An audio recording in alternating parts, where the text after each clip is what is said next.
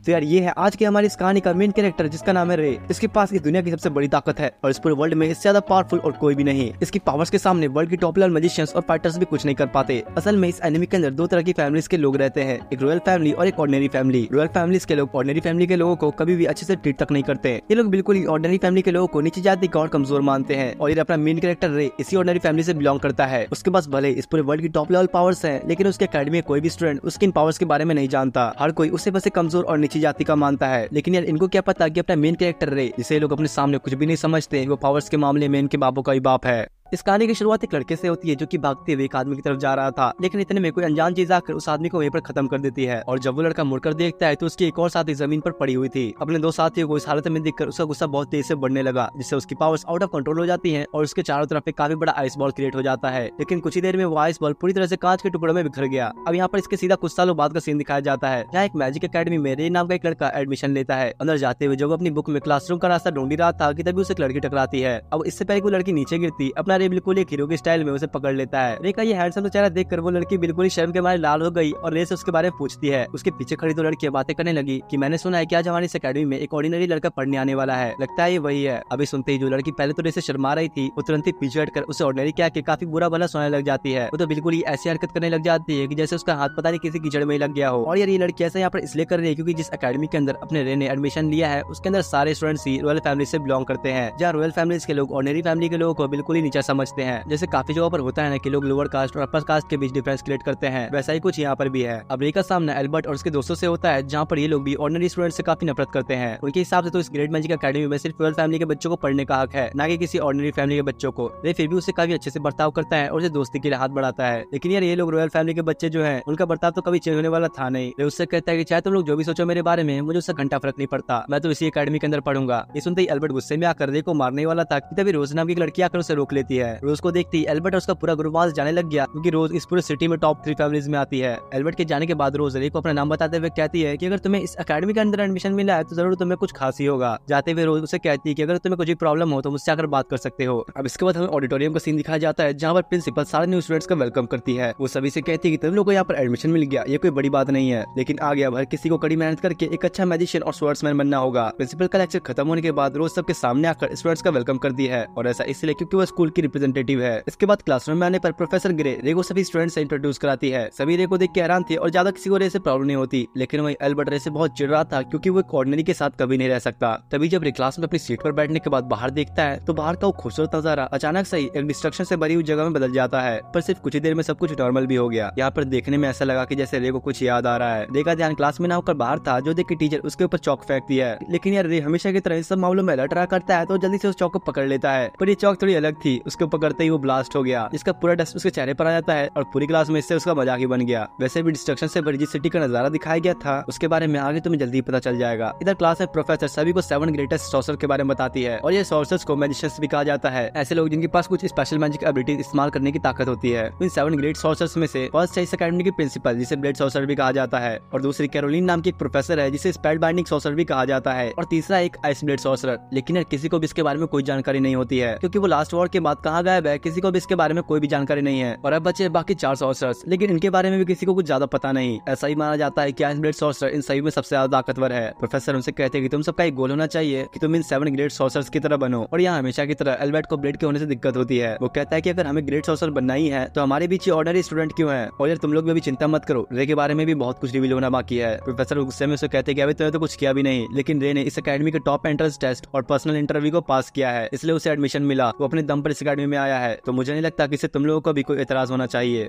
अब इसके बाद दिखाया जाता है कि प्रोफेसर सभी स्टूडेंट्स को कोड थ्योरी के इस्तेमाल से किसी भी ऑब्जेक्ट को क्रिएट करना और उसे इरेज करने का सिखाती है। रोज प्रोफेसर से पूछती है कि क्या किसी ऑब्जेक्ट को क्रिएट करने की कोई लिमिटेशन होती है, जिस पर प्रोफेसर ने उसे बताया कि ऐसा कुछ भी नहीं है। ऑब्जेक्ट्स को क्रिएट करना उसे क्रिएट करने वाली एबिलिटी के ऊपर डिपेंड करता है। साथ ही वो मैजिक के 4 स्टेप्स ही बताती है, जो कि सॉलिड, लिक्विड, गैसेस और प्लाज्मा। अरे वही जो तुम लोगों ने पढ़ाई होगा ना स्कूल में, सॉलिड, लिक्विड, गैस, ये भी वही है। अब बाकी स्टूडेंट्स तो प्रोफेसर को देख के बड़े हैरान हो रहे थे कि यार हमारे टीचर तो बड़ी कूल है, लेकिन तभी पीछे बैठी लड़की उनसे पूछती है कि आपने ऑब्जेक्ट को क्रिएट करने के लिए एंटी मटेरियल का इस्तेमाल किया है, लेकिन यहाँ ऐसा नहीं था। वो बताती है कि तुम्हें इस अकेडमी में ऐसा कोई भी नहीं मिल सकता जो कि एंटी मटेरियल का इस्तेमाल करता हो। इस लड़की को अपना रे भी थोड़ा नोटिस करता है। इसके बाद सारे स्टूडेंट्स कोड थ्योरी का इस्तेमाल करके अपने अपने तरीके से ऑब्जेक्ट्स क्रिएट करने लग जाते हैं, लेकिन ये दूसरी तरफ रे किसी भी ऑब्जेक्ट को ढंग से क्रिएट तक नहीं कर पाता, जो देख के बाकी स्टूडेंट्स उसके बारे में मजाक उड़ाते हैं और कहते हैं कि अगर इसे ये भी मैजिक नहीं आ रहा तो जरूर इसने एंट्रेंस टेस्ट में चीटिंग की होगी। अब उनकी क्लास खत्म होने पर रे कॉरिडोर से जाने लगा कि तभी उसकी नजर उस क्लास वाली लड़की पर पड़ती है जिसने प्रोफेसर से सवाल पूछा था। रे ने उसे लाइब्रेरी में जाते हुए देखा तो वो भी उसके पीछे पीछे चला जाता है। वो उससे आकर बात करने लगा और खुद को इंट्रोड्यूस कराता है। इस लड़की का नाम एलिसा है। यहाँ इन दोनों की बातों से ये पता लगता है कि एलिसा डॉक्टर एमिसवर्थ नाम की एक रिसर्चर की काफी बड़ी पंखी यानी कि फैन है, इसलिए वो भी उसकी तरह बनना चाहती है। रे उससे कहता है कि हाँ मैंने उनकी बुक्स पढ़ी है और मैं भी उनका काफी बड़ा फैन हूँ। उससे पूछता है कि आखिर क्या बात है, आखिर तुम अपने बालों को ऐसे ढके क्यों रखती हो, तुम्हारे तो बाल ऐसे भी कितने अच्छे हैं। इस पर वो बताती है कि असल में उसके ईयर्स एल्फ जैसे दिखते हैं, इसी वजह से वो अपने कानों को हमेशा ढक के रखा करती है। लेकिन रे उससे कहता है कि मुझे तुम्हारे कान बहुत अच्छे लगे, इसमें क्या कमी है। ये सुनते ही उसका चेहरा शर्म के मारे लाल हो जाता है। अब शाम होने पर रे हॉस्टल के रूम में आता है जहाँ उसकी मुलाकात अभी नाम के एक लड़के से होती है। और हाँ, ये बाकी के रॉयल फैमिलीज के स्टूडेंट्स की तरह बिल्कुल भी नहीं है। वो दोनों ही जैसे एक दूसरे से मिलते हैं तो उन्हें एहसास हो जाता है कि वो दोनों बिल्कुल एक जैसे हैं, बिल्कुल भाई भाई। दोनों ही अपनी फिटनेस को काफी प्रायोरिटीज देते हैं और बॉडी तो तुम लोग यहाँ पर देख ही सकते हो इनकी। अगले दिन अपनी ट्रेनिंग करते वक्त रे बहुत स्पीड में रनिंग करते हुए एक लड़की के बहुत करीब से गुजरता है और उसके स्पीड के कारण उस लड़की के थोड़े कपड़े भी उड़ते हैं। फिर वापस आकर जल्दी से उस लड़की से माफी मांगता है। इस लड़की का नाम रेबिका है जो कि इस वक्त अभी 3rd ईयर की स्टूडेंट है और ठीक क्रोस की तरह ये भी टॉप 3 फैमिली से बिलोंग करती है। अब अगले दिन स्कूल में आते ही अभी रे को रोज और रेबिका के फैमिली के बारे में बताने लगा कि इन दोनों की फैमिली बहुत ही बड़ी मानी जाती है और ये दोनों ही लड़के काफी इंटेलिजेंट भी है। अंदर आने पर रे बताता है कि उसे प्रिंसिपल ने बुलाया है। अब जब वहाँ जाने ही लगा कि तभी एक लड़की उससे काफी तेज से आकर टकराती है, लेकिन रे तो अपनी जगह से 1 इंच भी नहीं हिलता। इस लड़की का नाम क्लेरिस है जो कि ये भी रॉयल फैमिली से बिलोंग करती है। यहाँ इस लड़की की फैमिली स्टेटस के बारे में अभी ज्यादा किसी को नहीं पता होता। इनके बीच ऐसी थोड़ी और बातें होती हैं और लड़की कुछ ज्यादा ही बकबक कर रही थी, इसलिए उससे अब किसी तरह पीछे छुड़ाकर रे प्रिंसिपल से मिलने जाता है। लेकिन यहाँ पर आकर रे प्रिंसिपल को जनरल कह के बुलाता है। इस पर प्रिंसिपल उससे कहते कि अभी हम लोग स्कूल में हैं तो तुम मुझे प्रिंसिपल कह के बुला सकते हो। अब रे ने ऐसा क्यों कहा ये चीज तुम लोग को आगे पता लगेगा। इसके बाद ट्रेनिंग ग्राउंड का सीन दिखाया जाता है जहाँ उनकी टीचर एल्बर्ट और रे के बीच में एक बैटल करवाती है। एल्बर्ट तो यहाँ पर रे को देख के अभी भी काफी गुस्से में होता है। उसे देख के तो ऐसा लग रहा था जैसे वो रे को खत्म ही करके छोड़ेगा। अब जैसे ही फाइट शुरू होती है तो एल्बर्ट रे की तरफ बढ़ते हुए उस पर अटैक करता है, लेकिन अपना हीरो रे तो उसे बड़ी आसानी से डॉज कर लेता है और उससे कहता है कि बच्चे तुम्हें भी थोड़ी और प्रैक्टिस की जरूरत है। एल्बर्ट इस बार और भी गुस्से में रे के ऊपर अटैक करने के लिए आगे बढ़ता है, लेकिन इस बार तो रे ने एक ही झटके में उसके स्वॉर्ड के टुकड़े टुकड़े कर दिए। शायद अब इससे एल्बर्ट को अपनी औकात समझ में आ गई होगी। जब प्रिंसिपल भी खड़ी रे को देख रही थी और कहती है कि मैं खुश हूँ कि तुम अपनी स्टूडेंट लाइफ को इतने अच्छे से जी रहे हो। साथ ही वो रे को आइस ब्लेड सॉसर कह के बुलाती है। अब इसके बाद रे के हॉस्टल में दिखाया जाता है जहाँ पर अभी और रे एक्सरसाइज कर रहे हैं। या इनके बीच की बातों से पता लगता है कि रे ने अकेडमी के 2 मेन क्लब्स में ज्वाइन करने का डिसाइड किया है। अब इस पर रे को थोड़ा और सोचने के लिए कहता है, लेकिन तभी रे उसे एक गोल्डन कार्ड निकाल कर दिखाता है जो देख के तो अभी का होश ही उड़ गया और इसका रीजन भी अभी तुम्हें कुछ देर में ही पता चल जाएगा। इसके बाद एनवायरमेंट रिसर्च क्लब को दिखाया जाता है जहाँ पर सभी के सभी बॉडी बिल्डर्स ही बैठे हुए थे और रे जिस 2 क्लब में ज्वाइन करने की बात कर रहा था ना उनमें से एक यही क्लब है। अब रे के आने पर लीडर उससे कहता है कि तुम्हें देखकर तो बिल्कुल भी नहीं लगता कि तुम हमारे ग्रुप की एक्टिविटीज को एक दिन भी सह पाओगे। असल में वो रे की पतली दुबली बॉडी देखकर ऐसा कह रहा था। अब जब लीडर के कहने पर रे अपने कपड़े उतारता है तो भैया उसकी बॉडी जैसे शीशे की तरह चमकने लग गई और रे की इस खतरनाक बॉडी को देखकर सभी के मुंह खुले खुले ही रह जाते हैं। वो समझिए कि रे की ये बॉडी बहुत ही हार्डवर्क के बाद बनी होगी। साथ ही अब यहाँ पर ये भी पता लगता है कि जो गोल्डन कार्ड रे ने अभी को दिखाया था उसे असल में गोल्डन हंटर लाइसेंस भी कहा जाता है। यहाँ पर इसके बारे में हमें ज्यादा कुछ तो पता नहीं चलता, बस इतना समझ लो कि किसी भी एरेगेरे को ऐसे ही नहीं दिया जाता। अब रे की इतनी सारी खूबियां देखने के बाद क्लब के सारे मेंबर्स और लीडर रे के क्लब ज्वाइन करने की रिक्वेस्ट को एक्सेप्ट कर लेते हैं। इसके बाद रे वहां से निकलकर गार्डनिंग क्लब ज्वाइन करने के लिए पहुंचता है। यहाँ इस क्लब की मेंबर्स तो सिर्फ लड़कियां ही हैं और सबसे मेन बात तो ये है कि इस क्लब के लीडर और कोई नहीं बल्कि रेबेका है। अरे वही जिसके कपड़े उड़ाए थे रे ने। यह सारी लड़कियां रे को देखकर हैरान थी कि एक लड़का होकर गार्डनिंग क्लब को ज्वाइन करना चाह रहा है। इसका जवाब देते हुए रे उन्हें कहता है कि मुझे प्लांट्स काफी ज्यादा पसंद है क्योंकि भले ही कंडीशन कितनी भी ज्यादा खराब क्यों ना हो प्लांट्स हमेशा ग्रो ही करते रहते हैं और प्लांट्स की यही चीज अपने रे को काफी पसंद है। रेबेका को तो रे के क्लब ज्वाइन करने से कोई प्रॉब्लम नहीं थी, लेकिन तब उनमें से एक लड़की उसे रोकते हुए कहती कि मुझे ऐसा लगता है कि लड़का यहाँ पर बस तुम्हें इंप्रेस करने के लिए आया है। इस पर रेबेका उसे कहती है कि चलो ठीक है, अगर तुम्हें ऐसा लग रहा है तो कोई बात नहीं, मेरे की जिम्मेदारी तुम्हारे हाथ में दे रही हूँ, तुम इसे टेस्ट करो और अगर तुम्हें ये लगे कि क्लब ज्वाइन करने के लायक नहीं तो हम इसे क्लब में ज्वाइन नहीं करेंगे। इस लड़की का नाम डीना है। जिसके बाद डीना रे को छत पर लेकर आती है जहाँ काफी सारी घास उगी हुई है। वो रे से कहती है कि ये तुम्हारा टेस्ट है जिसमें तुम्हें इस पूरी जगह को साफ करके सही करना है। इसके बाद ही मैं डिसीजन लूंगी कि तुम इस क्लब को ज्वाइन करोगे या नहीं। डीना के जाने के बाद रे तुरंत ही अपने काम में लग गया जहाँ वो पहले दिन वहाँ के सारी की सारी जंगली घासों को निकाल देता है, दूसरे दिन कुछ गड्ढे करता है और तीसरे दिन पर वहाँ पे छोटी छोटी दीवारें बनाता है ताकि वहाँ पर फ्लावर्स भी लगाया जा सके।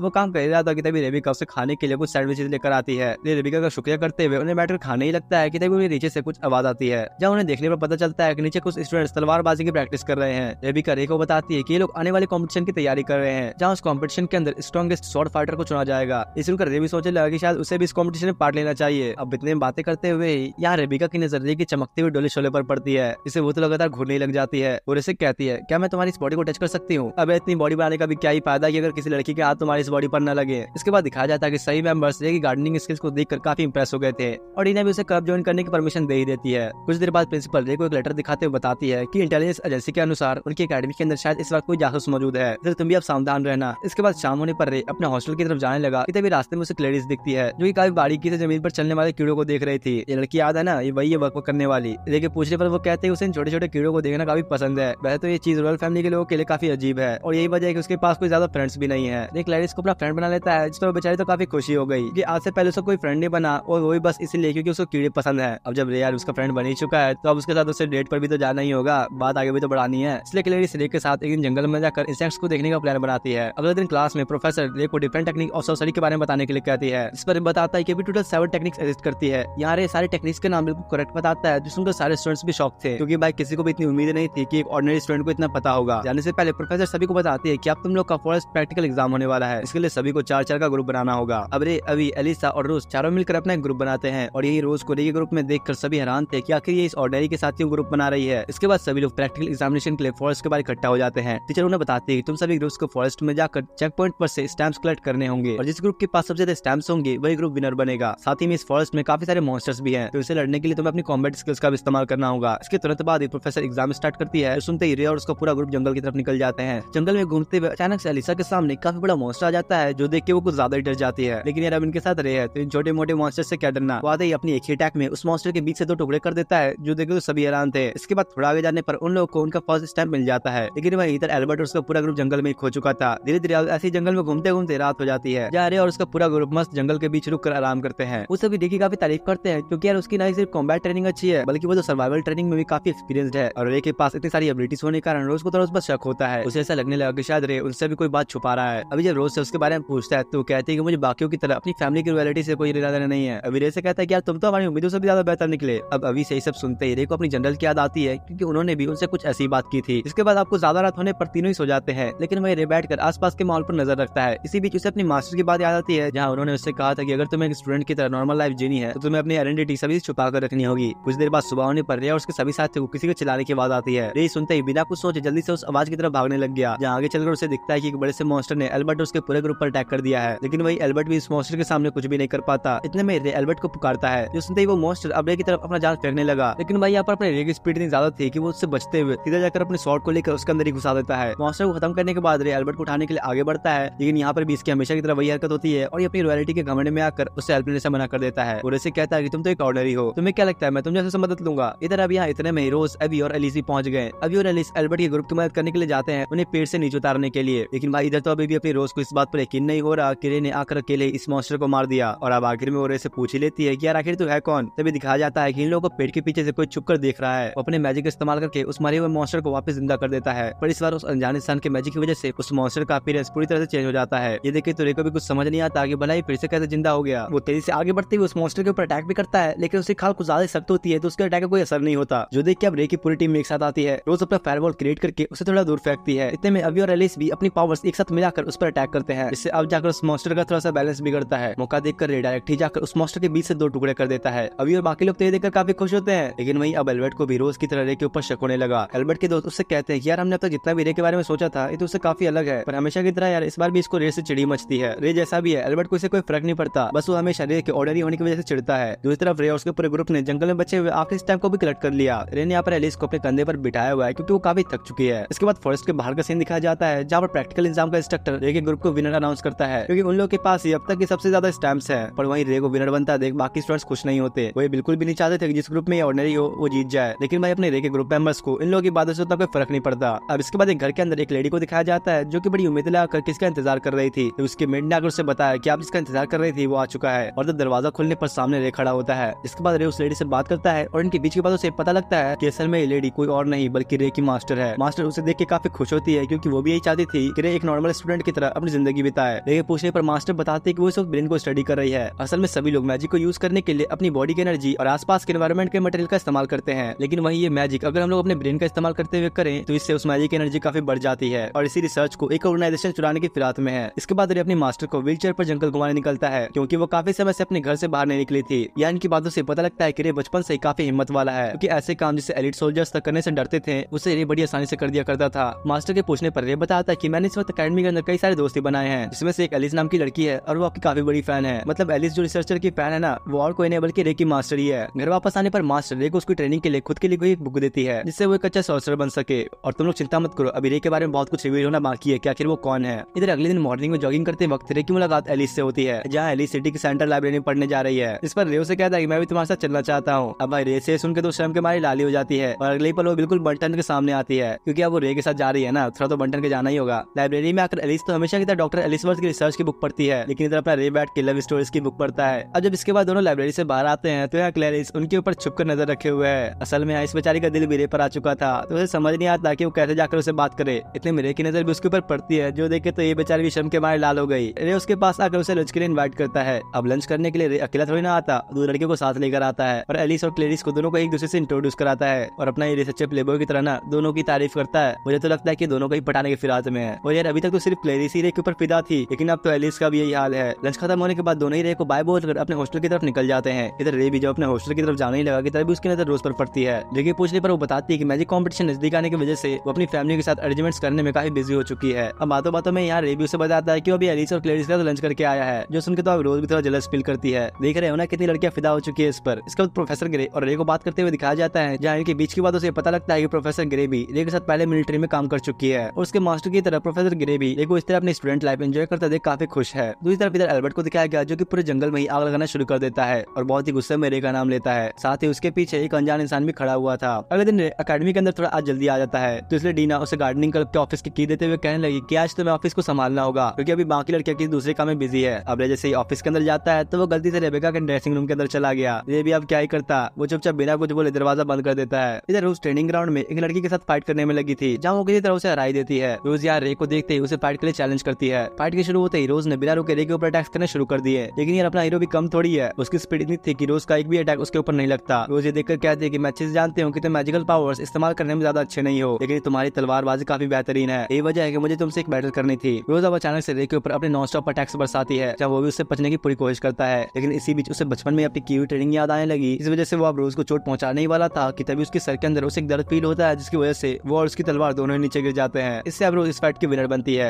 वैसे ही भले ही रोज रे से जीत गई थी, लेकिन फिर भी सभी रे की तारीफ करते हैं। रोज को यहाँ पर ये देखकर हर बार की तरह इस बार भी रे के ऊपर शक होता है। उसे लगने लगा कि पक्का है जानबूझकर ये आ रहा है। वो एक बार फिर उससे पूछती कि यार आखिर तुम हो कौन। रे बेचारा अभी सवाल क्या ही जवाब देता। इसके बाद रे उसके सारे दोस्त लंच करने बैठे हुए थे, जहाँ सभी के पूछने पर रे उनसे कहता है कि मैंने तो जो भी सीखा है वो अपने मास्टर से सीखा है। वो लोग बात ही कर रहे थे कि तभी अल्बर्ट आकर रे को फाइट के लिए चैलेंज करता है, तो रे भी अब मना करने वाला तो था नहीं, वो उसे हाँ कर देता है। लंच के बाद सभी अकेडमी के पास के ग्राउंड में पहुंचते हैं, जहाँ पर काफी बड़ा मैजिक बैरियर क्रिएट कर दिया जाता है। मैजिक बैरियर को देखकर क्लैरिस को लगता है कि जरूर इन दोनों के बीच की बैटल कोई सभी से छुपाना चाहता है। अल्बर्ट रे को एक तलवार देते हुए बताता है कि इस फाइट में कोई रूल्स नहीं, हम लोग जितना चाहे उतना मैजिक इस्तेमाल कर सकते हैं। दोनों के बीच की फाइट शुरू हो गई और यहाँ पर वो अनजाने इंसान भी बैठ कर ये फाइट देख रहा था। इसके बारे में भी अभी तुम्हें थोड़ी देर में पता लग जाएगा क्या किया है कौन। इधर अल्बर्ट रे को अपनी फैमिली के बारे में बताते हुए कहने लगा कि हमारी फैमिली एक मीडियम लेवल की रॉयल फैमिली हुआ करती थी, जहाँ मेरे फादर हमेशा फैमिली का स्टेटस लेवल बढ़ाने के लिए काफी स्ट्रगल किया करते थे, और तब से मैंने फैसला किया कि मैं भी एक दिन बेस्ट मैजिशियन बन के अपनी फैमिली के स्टेटस और ऊपर ले जाऊंगा। तभी अचानक से अल्बर्ट के माइंड में रे को खत्म कर देने की आवाज गूंजती है। वो तेजी से रे के ऊपर अटैक करने शुरू करने लगा और तब अल्बर्ट एक काफी बड़ा फायरबॉल क्रिएट करके अटैक करता है। रे को अब न चाहते हुए भी अपनी थोड़ी पावर इस्तेमाल करनी पड़ती है। उस फायरबॉल को दो टुकड़े में मार देता है, जो देखकर तो सभी के होश उड़ गए थे। अल्बर्ट अब गुस्से में एक साथ काफी सारे अटैक्स लगातार करने शुरू करता है, लेकिन अपना रे तो भाई अभी भी उन सभी अटैक से बचकर बिल्कुल सही सलामत अल्बर्ट के सामने खड़ा था। जो देखिए इस बार वो एक काफी बड़ा ड्रैगन क्रिएट करके उस पर अटैक करता है, लेकिन रे तो इस बार भी बिना हिले उस फायर ड्रैगन के बीच से दो टुकड़े कर देता है। अब रे का ये कारनामा देखकर तो सभी के मुंह खुले ही रह गए। उन्हें तो यकीन ही नहीं होता कि सच में एक ऑर्डिनरी स्टूडेंट है। इधर अल्बर्ट बेचारा तो अपने घुटने में आकर रोने ही लग गया। अभी सब देखने के बाद तो रोज रे से कहते कि अब तो तुम कुछ छुपा नहीं सकते, सच बताओ कि आखिर तुम हो कौन। रे के पास भी अब कोई रास्ता नहीं होता। वो अपने बारे में अब बताने ही वाला था,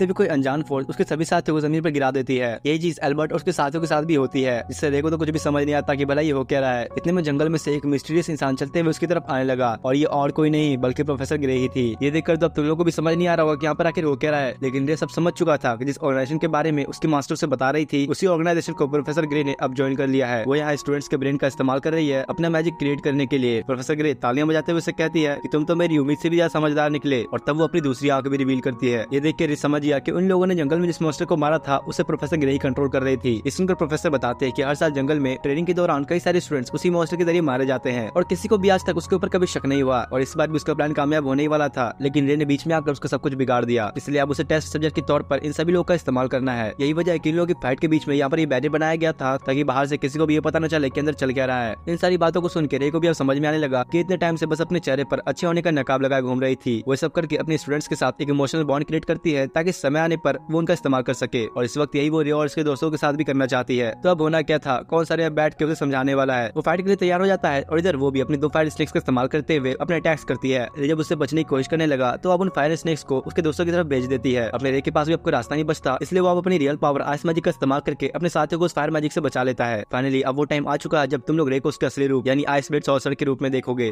उसके अपने रियल फॉर्म में आते ही आसपास आइस से बनी हुई ब्लेड्स भी आ जाती हैं। ये देख के तो भाई इस प्रोफेसर की भी फट जाती है, क्योंकि उसे अब तक ये लग रहा था कि आइस ब्लेड सॉर्सर तो लास्ट वॉर के बाद गायब हो चुका है। इस पर ये बताता है कि हाँ ये तो सच है, लेकिन इसके बाद आइस ब्लेड सॉर्सर की पावर मेरे अंदर ट्रांसफर कर दी गई थी। और यहाँ पर यही पता लगता है कि पिछला आइस ब्लेड सॉर्सर और कोई नहीं बल्कि रे की मास्टर हुआ करती थी। ये सब सुनकर तो प्रोफेसर के दिमाग के फ्यूज ही उड़ गए थे। वो एक काफी बड़ी फायरबॉल से अटैक तो करती है, लेकिन रे की एक ही आइस ब्लेड उसे डार्क में बदल देती है। इससे भी अभी रुकने वाली कहाँ थी, वो इस बार अटैक करने के लिए अपने डार्क मैजिक का इस्तेमाल करती है। लेकिन रे के पास भी अपना एंटी मटेरियल कोड का मैजिक है, उसके इस्तेमाल से इस डार्क मैजिक जैसे पावर को भी डिस्ट्रॉय कर देता है। प्रोफेसर का तो मुंह खुला का खुला ही रह गया, क्योंकि रे ने बिना हाथ पर हिला ही इतनी पावरफुल मैजिक को डिस्ट्रॉय कर दिया। रे कहता है कि अब तुम एक आइस ब्लेड सॉर्सर की रियल पावर्स की कुछ झलक देखने वाली हो। प्रोफेसर की तो भाई यहाँ पर सब देखकर बिल्कुल ही फट जाती है और अब अपनी जान बचा के भागने की कोशिश करने लगी। पर इतने में रे अपनी फ्रेम लॉक टेक्निक का इस्तेमाल करके अपने स्वॉर्ड से उसके पैर को ही काट देता है। और यार यहाँ पे इतना सब कुछ हो जाने के बाद भी इसको यकीन ही नहीं होता कि रे जैसा एक ऑर्डिनरी स्टूडेंट एक आइस ब्लेड सॉर्सर कैसे हो सकता है। प्रोफेसर उसे कहते हैं कि बस रुक जाओ, मुझे आप कुछ भी मत करना, हम बात करके इस मैटर को सॉल्व कर सकते हैं। वो यहाँ पर रे को बहला फुसला के अपनी जान की भीख मांगने लगी, जो सुनकर रे को भी लगा कि चल यार वैसे भी हमारी प्रोफेसर ही है, कर देते हैं एक बार इसे माफ। लेकिन यहाँ तुम्हें लगता है कि मानने वाली है। वो अपनी ईविल का इस्तेमाल करते हुए रे के ऊपर अचानक से काफी बड़ा अटैक करती है। और अब होना ही क्या था, रे को तो उसके इस अटैक से एक खरोच तक नहीं आती। ये देखकर तो उसे अब समझ में आ गया कि शायद उसने इस बार गलत पंगा ले लिया है। वो रे को मॉन्स्टर कह के बुलाती है। ये भी अपनी स्वॉर्ड से अब उसे खत्म करने के लिए तैयार होता है, जो देख के वो कहती है कि मैं अच्छे से जानती हूँ कि मैं 7 ग्रेड सॉर्सर के सामने नहीं टिक पाती, और उसमें से भी अब तक के सबसे स्ट्रॉन्गेस्ट आइस ब्लेड सॉर्सर के सामने तो बिल्कुल भी नहीं। तो क्या अब तुम मुझे खत्म करने वाले हो। रे इस पर उसे मना करता है, जो देख के अब उसे समझ में आ गया कि शायद रे उसे अब जिंदा कैद करने की फिराक में है। तभी जल्दी से अपना पहने वाला लॉकेट बाहर निकाल कर अपने सर के अंदर ही घुसा लेती है, जो कि पूरा ही डार्क मैजिक से भरा हुआ था, जिस वजह से अब उसकी पूरी बॉडी एक बड़ी खतरनाक मॉन्स्टर में कन्वर्ट हो जाती है। और अब दोनों के बीच ही फाइट शुरू होने वाली थी। उसी बीच जो प्रोटेक्शन बैरियर ग्राउंड के ऊपर लगा हुआ था वो भी पूरी तरह से गायब हो जाता है, और रे के सारे दोस्त भी उसकी मैजिक से आजाद हो जाते हैं। इधर प्रोफेसर रे के ऊपर एक के बाद एक लगातार अटैक करती रहती है, लेकिन अपना रे भी आइस पावर के कारण इन सभी अटैक से बच जाता है। तंग आकर प्रोफेसर अब उसके ऊपर एक बहुत ही बड़े फायर बॉल से अटैक करती है, लेकिन रे इस बार भी इसे बस अपने एंटी मटेरियल कोड को पढ़ के डिस्ट्रॉय कर देता है। रे उसे आइस और फायर मैजिक के बीच का अंतर बताता है कि आइस और फायर मैजिक दोनों एक ही रजिस्ट्रेशन का यूज करते हैं, लेकिन मैंने इस रजिस्ट्रेशन को अपर लेवल में ले जाकर उसे एंटी मटेरियल कोड में कन्वर्ट कर दिया, और यही मेरी रियल पावर्स है। ये सुनकर तो प्रोफेसर को भी यकीन नहीं होता, क्योंकि आज तक कोई भी एंटी मटेरियल कोड को सक्सेसफुली क्रिएट नहीं कर पाया। तो ये रे आखिर ऐसा कैसे कर सकता है। रे एंटी मटेरियल कोड और मटेरियल शिफ्ट का इस्तेमाल करते हुए आइस वॉल क्रिएट करता है, लेकिन वही दूसरी तरफ प्रोफेसर डार्क मैजिक का यूज करती है, जो कि जरा भी काम नहीं आता। इधर रे की दोस्तों की नजर उसके ऊपर पड़ती है, और वो देखते हैं कि रे यहाँ पर ज्यादा ही आइस पावर्स इस्तेमाल करने के कारण फ्रीज होता जा रहा है, लेकिन इसके बावजूद भी अपना रे इस लड़ाई को जारी रखता है। इसी बीच प्रोफेसर ये भी समझ जाती है कि रे अपनी पावर्स को ज्यादा सही तरीके से हैंडल नहीं कर पाता। मौके का फायदा उठाकर वो उस पर अपना फाइनल अटैक करती है। रे भी पलटवार तो करता है, लेकिन इस बार थके हुए होने कारण उसकी स्वॉर्ड के टुकड़े टुकड़े हो जाते हैं। कोई रास्ता न बचने पर वो जल्दी से अपनी आइस टोर्नेडो का इस्तेमाल करके प्रोफेसर को हमेशा हमेशा के लिए आइस बैरियर के अंदर कैद कर देता है, और साथ में उसे श्रद्धांजलि देने के लिए उसी बैरियर पर गुलाब का फूल भी लगा देता है। अब इतनी ज्यादा पावर्स एक साथ इस्तेमाल करने के कारण रे कमजोरी से नीचे गिर गया, जो देख के उसके दोस्त उसकी तरफ आने लगते हैं। रे काफी खुश था कि आज उसने अपनी पावर से अपने साथियों की जान बचाई है। इसके बाद यहाँ पर हमें रे का पास्ट दिखाया जाता है, जहाँ पर नन्हा सा रे मास्टर को बैटलफील्ड के अंदर घायल पड़ा मिलता है, तो इसलिए मास्टर उसे उठाकर जनरल के पास लेकर आती है और उनसे रे को अपने साथ रखने की परमिशन मांगती है। इसके कुछ समय बाद प्रिंसिपल आकर उसे बताती है कि जनरल ने रे को साथ रखने से मना कर दिया है, क्योंकि वो लोग उसे अपनी कंट्री का सिटीजन नहीं मानते हैं। प्रिंसिपल मास्टर को ये बताती है कि रे जिस विलेज से बिलोंग करता है वो लोग आज भी भगवान और शराब में काफी बिलीव करते हैं। यही सबसे मेन कारण है कि वो रे को अपना सिटीजन नहीं मान सकते। मास्टर को इस पर काफी गुस्सा आता है कि वो लोग आखिर एक बच्चे के बारे में ऐसा कैसे सोच सकते हैं। प्रिंसिपल बताते हैं कि वैसे भी रे को होश आ चुका है। इधर कैरोलिन रे से बार बार उसका नाम पूछती है। कैरोलिन याद है ना, ये वही 7 ग्रेट सॉर्सर्स में से एक। यहाँ रे उसके उतना पूछने पर भी कुछ जवाब नहीं देता, और कुछ देर बाद मास्टर भी वहाँ आती है, और तब जाकर कई बार पूछने पर रे उन्हें अपना नाम बताता है, जो सुनकर तो दोनों ही काफी खुश होती हैं। और धीरे धीरे देखते ही देख कैंप के सभी लोगों को अब रे काफी पसंद आता है। कैरोलिन तो उसके लिए सभी से लड़ भी जाती है, क्योंकि वो चाहती थी कि वो रे को अपने घर में अपने साथ रखे, लेकिन इसके लिए बाकी लोग हाँ नहीं करते, क्योंकि मिशन के कारण वो ज्यादातर बाहर ही रहा करते हैं, तो ऐसे में रे का ध्यान रखने वाला कोई नहीं होगा। इस सब देखते हुए जनरल भी मास्टर से उस पर इसकी राय पूछता है, और इतने मेरे भी वहाँ पहुंच गया, तो मास्टर उसी से पूछती है कि आखिर तुम क्या चाहते हो। इस पर रे कहता है कि मैं तुम लोगों के साथ यहाँ पर रहना चाहता हूँ। मास्टर इससे इतनी खुश हो गई थी कि वो रे को अपनी आइस ब्लेड सॉर्सर की पावर से ब्लेसिंग्स देती है, और अब मास्टर के कहने पर जनरल भी रे को उनके साथ रहने की परमिशन दे देता है, और तब वो रे को एक सॉर्सर बनाने का फैसला करती है, जो सुनकर तो रे काफी खुश होता है। इसी तरह देखते ही देखते 6 साल बीत जाते हैं। रे भी अब बड़ा हो चुका था, और उसने अब आइस ब्लेड सॉर्सर की पावर यूज करनी शुरू कर दी थी। वो तो इतना पावरफुल हो गया था कि उसने अपने सिर्फ एक ही अटैक में सामने से आ रही पूरी आर्मी को खत्म कर दिया, जो देख के तो उनकी कंट्री के सोल्जर्स के होश उड़ जाते हैं कि आखिर ये छोटा बच्चा इतना ज्यादा पावरफुल कैसे हो सकता है। दूसरी तरफ कैंप में चल रही मीटिंग दिखाई जाती है, जहाँ पर ये पता लगता है कि वॉर में अब मैजिक का यूज काफी बढ़ चुका है, जिस वजह से उनकी कंट्री के काफी सारे सोल्जर्स मारे जा चुके हैं। सब देखते हुए जनरल रे से कहने लगे कि अगर तुम चाहो तो किसी सेफ जगह जगह पर जा सकते हो, क्योंकि अब बैटल फील्ड काफी ज्यादा खतरनाक हो चुका है। लेकिन रेस के लिए नहीं मानता, उसे अपनी मास्टर की सिखाई हुई बात याद है, उसके पास जितनी ज्यादा पावर्स होती हैं उसके पास उतनी ही बड़ी जिम्मेदारी होती है, इसलिए वो भी अपनी जिम्मेदारियों से भागना नहीं चाहता। साथ ही हार्वर्ड नाम का एक सोल्जर कहता है कि डरने की कोई बात नहीं, अगर रे को कुछ हुआ तो मैं उसे बचा लूंगा। इसके बाद इस एनिमे का स्टार्टिंग का सीन दिखाया जाता है जहाँ पर हार्वर्ड को कोई अनजान ताकत आकर हमेशा हमेशा के लिए उसे खत्म कर देती है, जो देख के रे गुस्से के कारण अपने पावर्स कंट्रोल नहीं कर पाता और वहाँ पर आइस का एक बड़ा ब्लास्ट होता है। जिसके बाद यह वापस प्रेजेंट का सीन दिखाया गया जहाँ पर रे अब हॉस्पिटल में एडमिट है। उसके आसपास मास्टर और प्रिंसिपल सब खड़े होते हैं। रे के होश आने पर उसे लगा कि शायद मास्टर उससे नाराज होंगी, पर ऐसा नहीं था। मास्टर खुश थी कि उसने अपने दोस्तों को बचाने के लिए इन पावर्स का इस्तेमाल किया। अगर रे की जगह खुद मास्टर भी होती तो वो भी यही करती। रे तब अपने दोस्तों के बारे में सोचने लगा तो प्रिंसिपल उसे कहते कि तुम्हें घबराने की कोई बात नहीं, सब बिल्कुल ठीक है। मास्टर रे से ये कहकर जाने लगे कि ठीक होने के बाद मुझसे मिलने जरूर आना। इधर प्रिंसिपल रे से कहते कि वैसे तुम्हें स्टार्टिंग में इस फैसले के खिलाफ थी कि तुम्हें अकेडमी में पढ़ने भेजा जाए, लेकिन एक दिन तुम्हारी मास्टर एमएस वर्थ मेरे पास आकर अपना सर झुकाकर मुझसे रिक्वेस्ट करने लगी। उसकी सिर्फ एक ही ख्वाहिश थी कि तुम इस अकेडमी में आकर अच्छे दोस्त बनाओ। मैंने भी एमएस वर्थ को कभी किसी के लिए इतना सब कुछ करते नहीं देखा, तो प्लीज अब तुम भी अपनी स्कूल लाइफ को अच्छे से एंजॉय करो। अभी सुनकर तो रे भी काफी ज्यादा इमोशनल हो जाता है, उसकी आंखों से तो आंसू तक निकल आते हैं। साथ ही इधर मास्टर भी खुद को नहीं रोक पाती और काफी जोर जोर से रोने लगती है। इससे ये पता चलता है कि मास्टर सच में रे की कुछ ज्यादा ही परवाह करती है, वो उसको बिल्कुल ही अपने बेटे जैसा मानती है। दूसरी तरफ प्रिंसिपल के वहाँ से निकलते ही रे के सारे दोस्त उससे मिलने के लिए आते हैं। अब रे फाइनली उन लोगों को अपनी सारी सच्चाई बताते हुए कहने लगा कि मैं 7 ग्रेट सॉर्सरर्स में से एक हूँ, आइस ब्लेड सॉर्सरर, जो सुनकर तो सभी हैरान थे। रे उन्हें बताता है कि लास्ट वॉर के दौरान जब उसने हार्वर्ड को अपनी आंखों के सामने मरते हुए देखा तो वो अपनी पावर्स को बिल्कुल भी कंट्रोल नहीं कर पाया और उसी ब्लास्ट की वजह से उसके मास्टर ने अपने पैरों को भी खो दिया, जिसका उसे आज तक अफसोस है।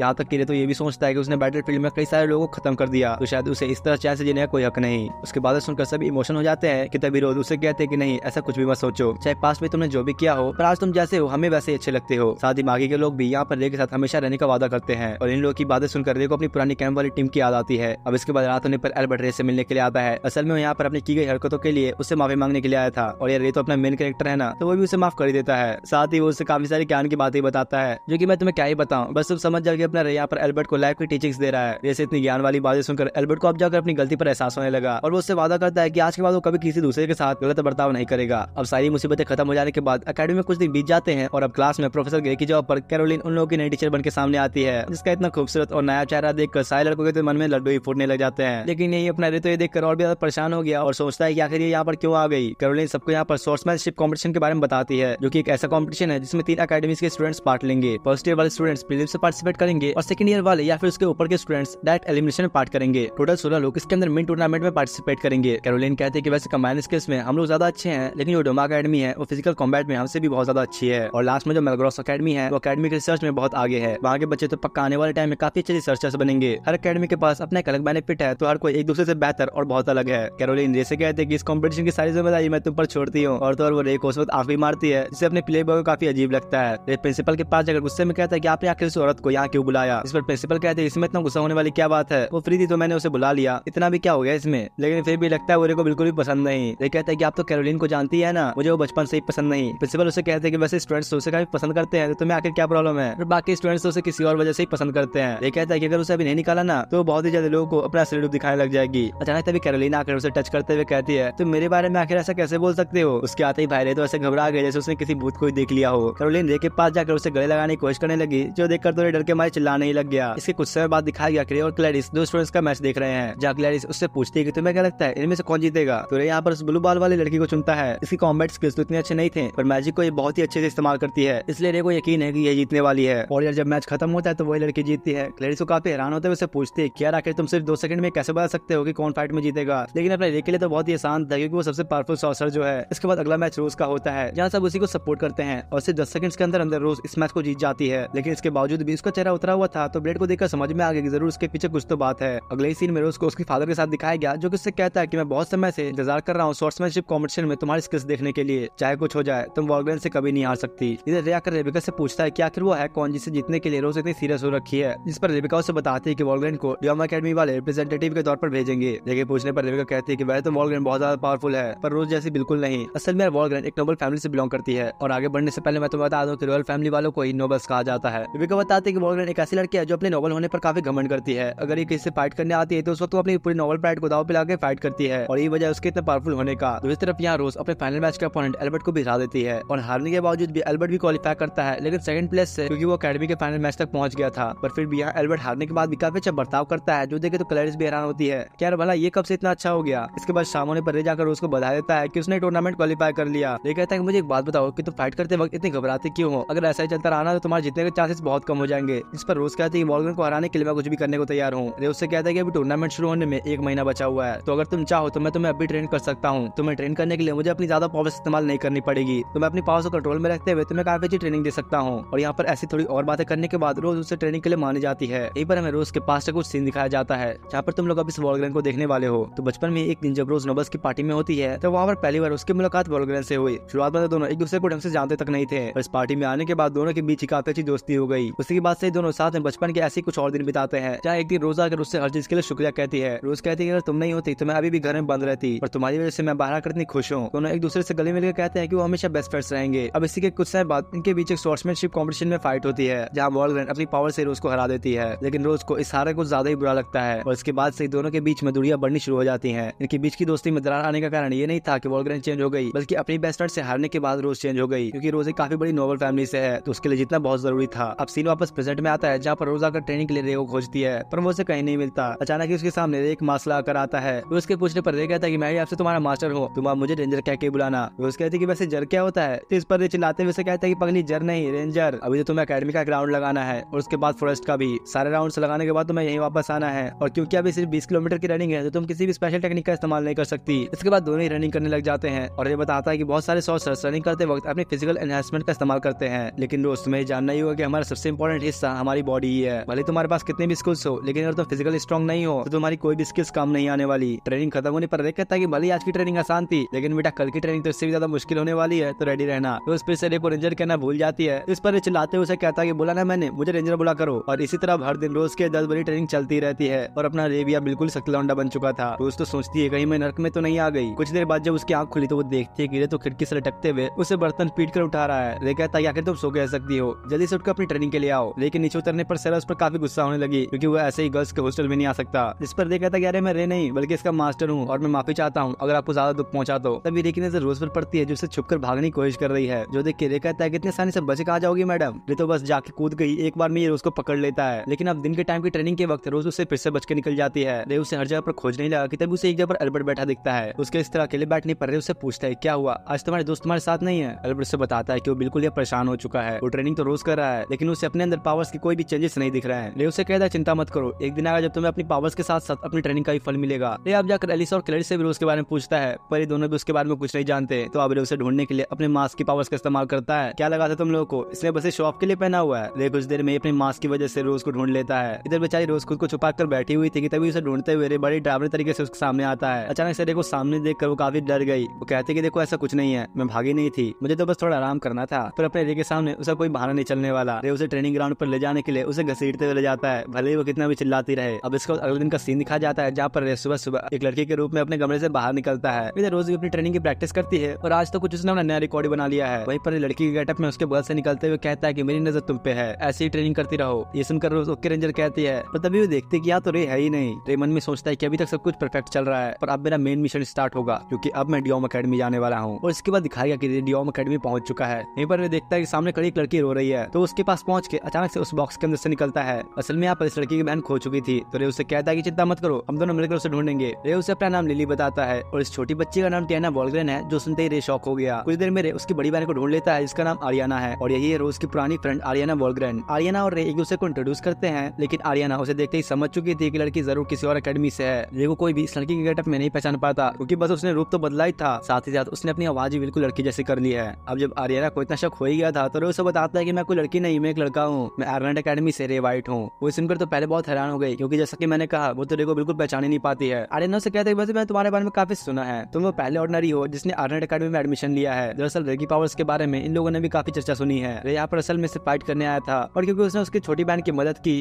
तो भी फाइट करने के लिए मान जाती है। थोड़ी बकवास के बाद दोनों ही फाइट शुरू करते हैं। आर्यन ने जल्दी से जमीन पर झुक के एक लाइटनिंग अटैक करती है, जिससे रे का स्वॉर्ड वहीं पर टूट गया। रे को भी आर्यन काफी स्ट्रॉन्ग लगी, तो उसे भी रिस्पेक्ट देता है। मतलब ये रे भी कोई फाइट होती है, कम से कम ढंग से फाइट तो कर लेते। उसकी छोटी बहन के जाने के बाद आर्यन रे से पूछते क्या तुम स्वॉर्ड्समैनशिप कॉम्पिटिशन में हिस्सा लोगे? इस पर रे बताता कि कुछ कारणों की वजह से मैं बस उसमें कमेटी मेंबर के तौर पर पार्टिसिपेट करूंगा। वैसे क्या तुम्हें पता है, मैं अभी तुम्हारी एक पुरानी फ्रेंड को कॉम्पिटिशन के लिए ट्रेन कर रहा हूँ, जिसका नाम रोज है। ये सुनने के बाद आर्यन समझ गई कि यहाँ क्यों आया है। रे कहता कि चाहे कुछ हो जाए, इस बार तुमसे रोज हार नहीं सकते, क्योंकि मैंने उसे ट्रेन किया है। इधर रोज को दिखाया गया, जो कि अपनी आज की ट्रेनिंग से कुछ ज्यादा ही थक चुकी थी। तभी अपना रे उसे आकर कहता है और ट्रेनिंग कैसे चल रही तुम्हारी? लेकिन जब ये रोज और बाकी सभी जब उसे देखते हैं तो वो उस लड़की के सेटअप में ही होता है। और जब रे उन्हें बताता है कि उसने बस ये बेस बदला है तो उन लोग तो पूरे होश उड़ जाते हैं। अब ऐसा तो होना ही था क्योंकि भाई ये बंदा पूरा लड़के में बदल चुका है, इतना कि कोई भी उसे पहचान न सके। अगले दिन रे अपने सारे दोस्तों को लेकर अपने मास्टर से मिलाने लेकर जाता है। रे मास्टर के पास आकर बताता है कि सारे मेरे बहुत अच्छे फ्रेंड्स हैं। वो उनका इंट्रोडक्शन सभी से करता है, जहाँ एलिजा तो उनकी काफी बड़ी फैन थी, इसलिए वो बुक पर एक ऑटोग्राफ भी मांगती है। इसके बाद जब ग्लैडिस खुद को इंट्रोड्यूस कर ही रही थी कि उससे पहले मास्टर से कहते हैं कि तुम्हें हंटर बनना है ना, और तब वो अपना एक कार्ड सभी को दिखाती है। तो देखिए ग्लैडिस तो बिल्कुल हैरानी होती है क्योंकि पहली बार लाइफ में उसने इस कार्ड को देखा। दरअसल ये कार्ड टॉप लेवल के हंटर्स के पास ही होता है। इसके बाद रोज अपने आप को इंट्रोड्यूस कराती है, जिस पर मास्टर उसे कहते हैं कि हम तो अक्सर पार्टीज में मिलते ही रहते हैं, वैसे मुझे तुमसे भी कुछ बात करनी है अकेले में। इधर मेड भी रे को थोड़ा अलग ले जाकर बताती है कि एक बुरी खबर है, ग्रिम रीपर के लोग अपनी चाल चल रहे हैं। रे के पूछने पर मेड कहते हैं कि फिलहाल तो इसके बारे में अभी ज्यादा किसी को भनक नहीं लगी, मगर इस टाइम पर ये हो रहा है तो संभालना थोड़ा मुश्किल होगा। मेड कहते हैं कि बहुत सारे हाई क्लास लोग भी इस कॉम्पिटिशन में होंगे, तो रे तुम्हें इसका ध्यान रखना होगा। इधर मास्टर रोज से आकर पूछते कि भला तुम मुझसे क्या छुपा रही हो। पहले तो रे मुझे अपनी डेली रिपोर्ट्स भेजा करता था, पर आजकल तो इसमें सिर्फ तुम्हारे बारे में इन्फॉर्मेशन पड़ी है कि तुम हमसे जरूर कुछ छुपा रही हो। वो उसे बताते कि भले ही रे सबसे स्ट्रॉन्गेस्ट है, मैंने उसे सब कुछ सिखाया है, पर मैं उसे इंसानी दिल को समझना नहीं सिखा पाई। जब हम लोग के साथ था तो वो ढंग से अपनी जिंदगी तक नहीं जी पाता था और न ही उसे दोस्त होने का मतलब पता था। ये वजह थी कि मैंने उसे अकेडमी भेजा। मास्टर कहते कि तुम जो चाहो कर सकती हो, पर अभी रे को ऐसा महसूस हो रहा है कि तुम जरूर उससे कुछ छुपा रही हो। इसके कुछ समय बाद रे उसको फिर से ट्रेनिंग करने के लिए ले आता है, जहाँ रे उससे कहता है कि आज तुम्हारा फाइनल टेस्ट होने वाला है और अगर तुमने इसे पास कर लिया तो मैं तुम्हें बैज ऑफ रिकॉग्निशन दूंगा। रे रोज को चैलेंज देता है कि तुम्हें मेरे ऊपर लगे इस फ्लावर को गिराना होगा और घबराओ मत, मैं अपनी ताकत ज्यादा इस्तेमाल नहीं करूंगा। वैसे यहाँ पर हमें दिखाया तो नहीं गया कि इस फाइट में आखिर जीता कौन है। और यही दूसरी तरफ स्वॉर्ड्समैनशिप कॉम्पिटिशन शुरू होने का वक्त हो चुका था, जहाँ प्रिंसिपल की थोड़ा मोटिवेशन देने के बाद फाइनली अब कॉम्पिटिशन शुरू होता है। यहाँ पर सैरा और कैरोलिन भी होती है। फर्स्ट मैच रोज का ही होता है एक नॉर्मल से फाइटर के साथ। प्रिंसिपल उन्हें रूल समझाते हैं, क्या तो तुम्हें जीतने के लिए अपोनेंट को स्टेडियम से बाहर फेंकना होगा या फिर जो अपोनेंट के चेस्ट पर रोज लगे हैं उसे वहाँ से हटाना होगा, और अगर मैंने मैच स्टॉप किया तो उसके बाद कोई किसी पर अटैक नहीं करेगा। मैच शुरू होते ही वो लड़का रोज के ऊपर अटैक करने बढ़ता है, लेकिन वो उसे बस डॉज करते हुए अपनी मैजिक से उसके चेस्ट पर लगे रोज को जला देती है। बाकी लोग ये देख कुछ ज्यादा हैरान होते हैं कि तब कैरोलिन बताती है कि रोज ने ऑलरेडी स्टेडियम के अंदर फायर मैजिक छुपा कर रखा था, इसी वजह से उसके लिए जीतना कुछ ज्यादा ही आसान हो गया। इधर स्टेडियम से बाहर कहीं जाने लगा। अभी के पूछने पर वो कहता है कि भाई मैं अपनी कम्युनिटी मेंबर के तौर पर अपना फर्ज निभाने जा रहा हूँ। फिर एल्बर्ट के पास पहुंचता है और उसे एक रोज देते हुए कहने लगा कि अब तुम्हारी बारी आ चुकी है। एल्बर्ट भी उससे वो रोज लेकर फाइट के लिए निकल जाता है। अब यहाँ पर शुरू होता है मैच एल्बर्ट और आर्यना का। स्टार्ट होते ही दोनों एक दूसरे पर खतरनाक अटैक्स करने शुरू कर देते हैं। दोनों की फाइटिंग स्किल्स गजब की होती है, पर आर्यना फिर भी भारी पड़ते हुए एल्बर्ट को किसी तरह जमीन पर गिरा देती है। आर्यना कहने लगी वैसे अब तुम्हारे जितने के चांसेस ज्यादा नहीं, तो अब हार मान जाओ। तब एल्बर्ट कोरे की गई हुई वो कुछ बातें आने लगी और वो इस बार उठकर बहुत ही स्पीड में आर्यना के ऊपर अटैक करता है। उसके इस अटैक से आर्यना की तलवार ही उसके हाथ से छूट गई, पर फिर भी वो किसी तरह एल्बर्ट की तलवार को पकड़ लेती है और अपने मैजिक से उस तलवार को वहीं पर तोड़ डालती है। आखिर में आर्यना का एक पावरफुल पंच लगने पर एल्बर्ट सीधा स्टेडियम के बाहर ही आ गया और इसी के साथ आर्यना ही मैच जीत जाती है। रूस के दोस्त भी देख के हैरान थे कि भाई तो गजब की फाइटर है, रोज की फाइट इससे होने वाली है क्या। दूसरी तरफ इधर रेप कहीं जा रहा होता है, लेकिन एक अनजान चीज उसे पीछे से घूर रही थी। वो जैसे रेप पर अटैक करने वाला था कि तभी रेप पीछे मुड़ता है। अचानक से वो चीज गायब हो गई और पीछे से एनवायरमेंट क्लब का प्रेसिडेंट सामने आता है। दोनों अब एक साथ रे की मास्टर एम्सवर्थ के पास पहुंचे, जहाँ रे को कुछ अजीब दिखता है तो उन लोगों से पूछता है उनके बारे में। मेड कहते हैं चलो मैं तुम्हें पहले हील ड्राइव के बारे में बताती हूँ। हील ड्राइव वो लोग होते हैं जो कि एम्पायर को इंटेलिजेंस प्रोवाइड कराते हैं। यहीं पर एम्सवर्थ यानी कि रे की मास्टर उसे बताते हैं जिसे तो मेरी मेड समझ रहे हो ना, वो इस पूरे एम्पायर की बेस्ट इंटेलिजेंस एजेंट है। इस सुन के तो रे को भी यकीन नहीं होता है क्लैरिसा एक एजेंट है। दरअसल मास्टर की मेड का नाम क्लैरिसा है और तब एनवायरमेंट क्लब का प्रेसिडेंट बताता है कि मैं इसका भाई हूँ। रे इससे पूरी तरह हैरान था क्योंकि आज से पहले उसे इस बात की भनक तक नहीं लगी।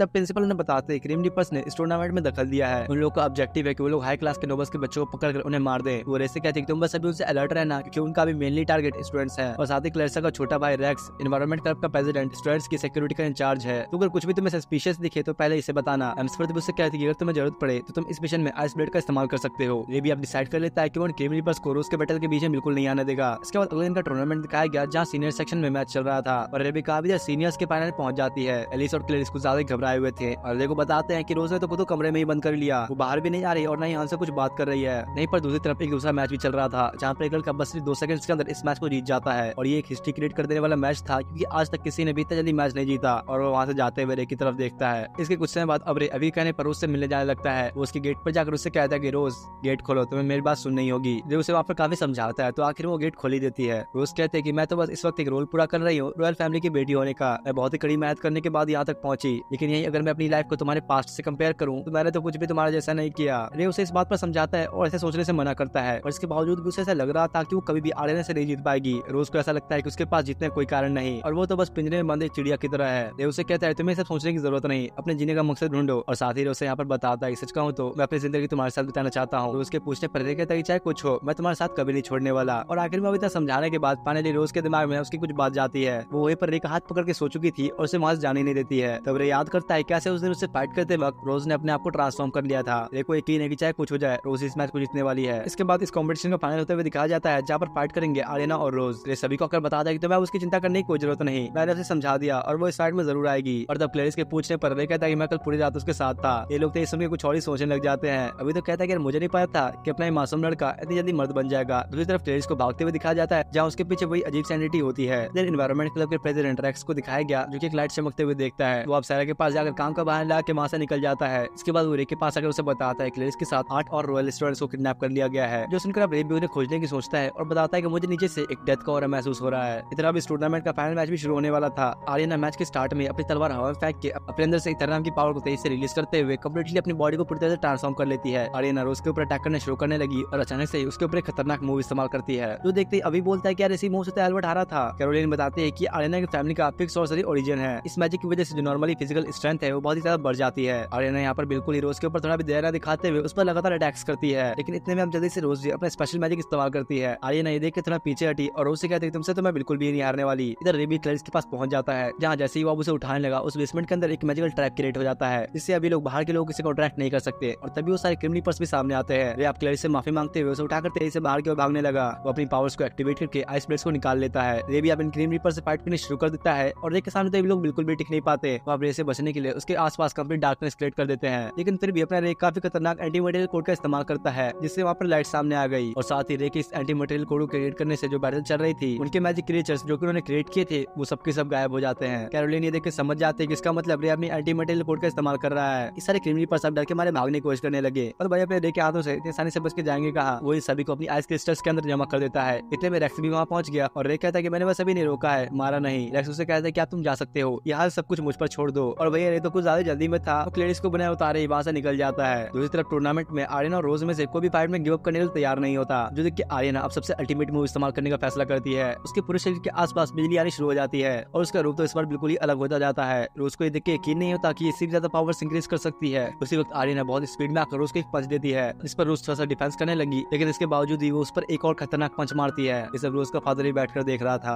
वो अब जमीन पर गिर चुकी थी और आर्यना उसे हार मानने को कहती है। अब यहाँ पर रोज भी लगभग हार मानी चुकी थी। इतने में रे वहाँ आकर उसे पुकारता है। उसकी आवाज सुनते ही पता नहीं उसके अंदर एक अलग ही जोश बढ़ गया और वो भी अब अपनी पूरी बॉडी को ट्रांसफॉर्म करना शुरू कर देती है। और पूरी तरह से ट्रांसफॉर्म हो जाने के बाद रोज कहती है बेटा आप तो मुझे छूके तो दिखा। वो आर्यना की तरफ घूमते हुए अपने अटैक का इस्तेमाल करती है। उसके अटैक करने के बावजूद भी आर्यना किसी तरह फिर से उस पर अटैक करने लगी, लेकिन वो तो उसके ऊपर अटैक कर ही नहीं पाती और रोज वहाँ से गायब हो जाती है। ऐसा यहाँ पर एक बार नहीं बल्कि कई बार होता है। रोज कहती है मैंने कहा ना तुम मुझे टच नहीं कर सकती। सभी देख के बहुत ही हैरान थे और ये कैरोलिन हर बार की तरह इस बार भी इस अटैक को समझाती है। वो बताती है कि कॉन्सेप्ट है इंटरफेरेंस ओरिजिन का। जहाँ तक मुझे पता है इसमें बटरफ्लाई थ्योरी का भी इस्तेमाल होता है। ये उन अटैक्स में से एक है जिसे स्पेशल सॉर्सर्स इस्तेमाल करते हैं। इसमें अपन जिस बटरफ्लाई पर अटैक करता है वो बटरफ्लाई अपने आप को दूसरे से रिप्लेस कर देती है। इस कारण से इस अटैक के यूजर को कोई टच नहीं कर सकता। इधर इनकी फाइट दिखाई जाती है, जहाँ आर्यना हार मानने को तैयार नहीं थी। उसकी कई कोशिशों के बावजूद भी वो रोज पर एक भी अटैक नहीं कर पाती। उल्टा उसके ऊपर हर बार एक बटरफ्लाई ब्लास्ट होता है और साथ साथ अब तो रोज की हालत भी कुछ ज्यादा खराब होने लगी। ये देखकर समझ जाता है कि रोज ने पावर कुछ ज्यादा इस्तेमाल कर ली। इधर तो यार इसके मुंह से भी खून निकलना शुरू हो गया। पर यार अब भी इन दोनों में से कोई भी हार मानने को तैयार नहीं। दोनों एक दूसरे पर अटैक करने लगे, जहाँ रोज के अटैक से तो आर्यना की शील्ड भी टूट जाती है, लेकिन इन सब के बावजूद भी आर्यना फिर से अटैक करने लगी। धीरे धीरे अब इन दोनों की हालत और भी बुरी हो जाती है। रोज का फादर भी फाइट देख के हैरान था और अब आखिरकार दोनों अपनी फुल पावर में अपना फाइनल अटैक इस्तेमाल कर देते हैं। आर्यना के चेस्ट पर जो फ्लावर था वो अब डिस्ट्रॉय हो जाता है। इसके बाद दिखाया गया कि आर्यना हार चुकी है और रोज की भी हालत बहुत ही खराब होती है। और यार इसी के साथ इस एनिमे का पार्ट 1 यहीं पर एंड होता है। और हाँ अभी सिर्फ पार्ट 1 एंड हुआ है, एनिमे नहीं। अभी तो क्लाइमेक्स सीन बाकी है, जहाँ पर मेन विलन की एंट्री होगी और तो और की अभी रियल पावर्स भी देखने को मिलेंगी। तो अगर पार्ट 2 देखना है तो इस वीडियो पर 1000 लाइक्स का टारगेट कंप्लीट कर दो। मिलते हैं नेक्स्ट वीडियो में, तब तक के लिए थैंक्स फॉर वॉचिंग।